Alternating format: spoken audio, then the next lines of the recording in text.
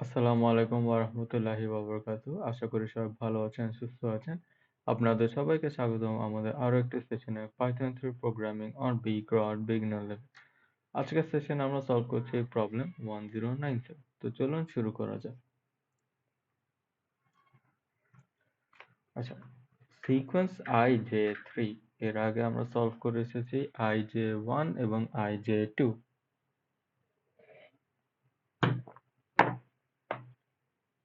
তো দুইটার মধ্যে পার্থক্যটা খুবই সহজ। আপনাদের খালি জাস্ট লাস্টে একটা লাইন আপনাকে খালি অ্যাড করতে হবে। তো এক নজরে আমরা একটু দেখে ফেলি, যখন ফার্স্ট ইটারেশন i এর ভ্যালু 3 বার প্রিন্ট হচ্ছে, i 1 1 1, এবং i এর সাথে j এর ভ্যালু প্রিন্ট হচ্ছে 7 6 5। এখানে আমরা দেখতে পাচ্ছি j এর ভ্যালু এক এক করে কমছে ইটারেশনের ভিতরে। এরপর আমরা যদি দেখি i এর ভ্যালু 2 না হয় i এর ভ্যালু হয়ে গেছে 3। এখান থেকে আমরা বুঝতে পারছি যে এখন কোনো ইভেন নাম্বার প্রিন্ট হবে না, সব অড নাম্বার দিয়ে কাজ করতে হবে। এবং তার সাথে j এর ভ্যালু 7 নেই, 9 থেকে শুরু হয়েছে। তো এখানে আমি যদি প্রথম ইটারেশন আর সেকেন্ড ইটারেশনের মধ্যে একটা রিলেশনশিপ দেখতে চাই, তাহলে 2 করে বাড়ছে j এর ভ্যালু প্রত্যেকটা ইটারেশনের শেষে। এটাই হচ্ছে ওই যে একটা এক্সট্রা লাইন অ্যাড করতে বলেছিলাম, এটাই। বাকি পুরোটাই আগের প্রবলেমগুলোর মতো সেম লজিক। তো চলুন আমরা চলে যাই প্রোগ্রাম ফ্লো চার্টে। তো আমাদের সেম আগের মতো একটা ফর লুপ থাকবে, এবং আমরা চেক করবো যে এটা অড নাম্বার কিনা। যদি হ্যাঁ হয় তাহলে আমরা আরেকটা ফর লুপে চলে যাব, যেখানে j এর মান এক এক করে কমতে থাকবে। এরপর এই লুপের শেষে আমরা খালি যে ভ্যালুটা আছে j, ওইটাকে আমরা 2 করে বাড়াই দিব। এখানে আমি কে লিখেছি, এটা কারণটা আপনি সামনে বুঝতে পারবেন। তো চলুন আমরা চলে যাই কোডে। তো সবার প্রথমে আমি আগে একটা ফর লুপ তৈরি করি, ফর I in range 10। এবার আমি চেক করব যে এটা ইভেন নাম্বার কিনা। if I shift%2 is not equal to an even number, তাহলে কি হবে? for I হবে না j in range 3। এবার আসি,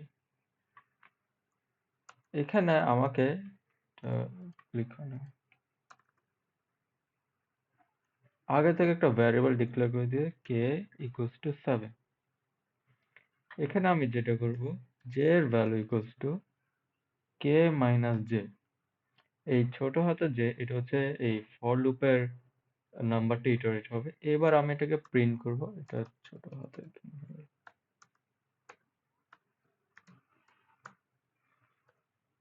প্রিন্ট।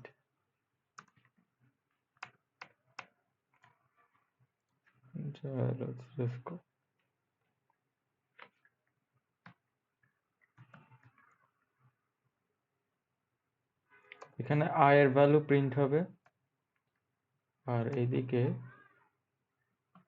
j প্রিন্ট হবে। তো এটা প্রিন্ট হতে থাকলো। এবার আমাকে যেটা করতে হবে, j এর ভ্যালু, সরি j না, k এর ভ্যালুটা 2 দিয়ে বাড়াই দিব, মানে প্লাস ইকুয়ালস টু 2, 2 করে বাড়তে থাকবে। সো এটা আমি রান করে দেখি। 1 1 1 7 6 5, এরপর 3 3 3 9 8 7। আশা করি আপনারা বুঝতে পেরেছেন। এই প্রবলেমটা আরেকভাবে সলভ করা যেতে পারে, সেটা হচ্ছে, আচ্ছা সেটা একটু পরে দেখাই। আগে আমরা দেখি যে আমাদের কোড ঠিক আছে কিনা।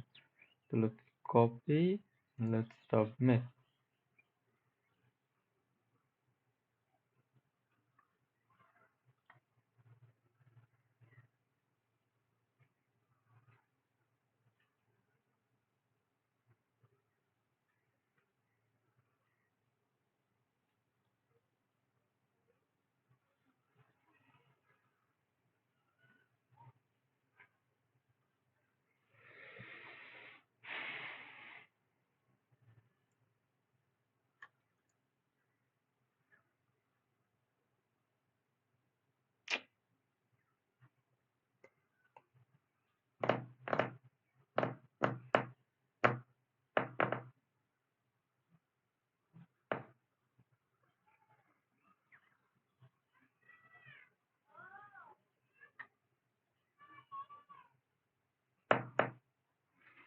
প্রতিবার এটা হয় কেন আমি বুঝি না, সবারটা অ্যাকসেপ্ট হয়, আমারটা কিউতে এসে বসে থাকে।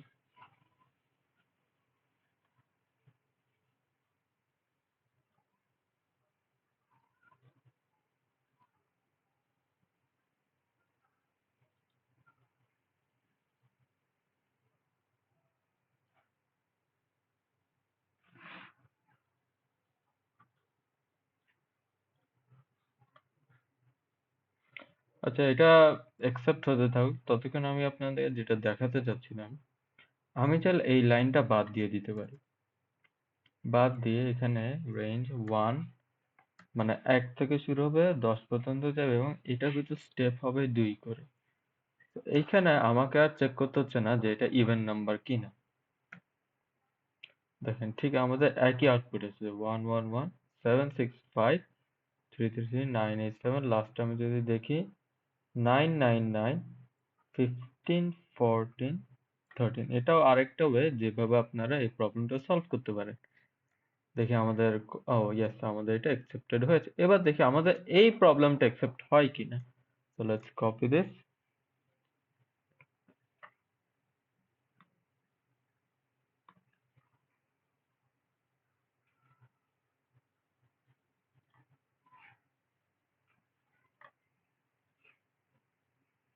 ওকে, এটাও অ্যাকসেপ্টেড হয়েছে, নাইস।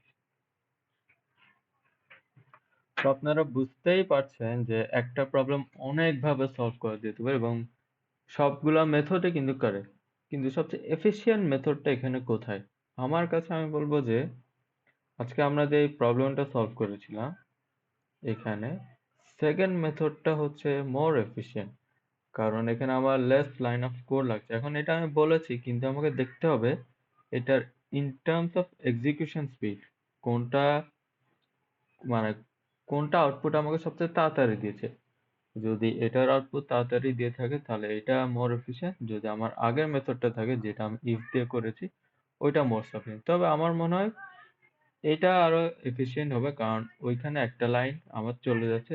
লাইন চলে যাচ্ছে সেটা না, ওইখানে আমার একটা ক্যালকুলেশন পুরোপুরি বাদই দিতে হচ্ছে, যেটা কি আমাকে প্রত্যেকবার চেক করছিল যে এখানে এটা ইভেন নাম্বার কিনা। তো এগুলা খুব কম, খুব ফ্র্যাকশন অফ সেকেন্ড এটা খেয়ে ফেলে। বাট তাও ফ্র্যাকশন অফ সেকেন্ড যখন আপনি অনেক বড় একটা প্রবলেম সলভ করেন, তখন দেখবেন যে এই ছোট ছোট ফ্র্যাকশন অফ সেকেন্ড মিলে হয়তো 1 থেকে 2 মিনিট সময় ব্যয় করে ফেলছে। তো আজকের জন্য এতটুকুই।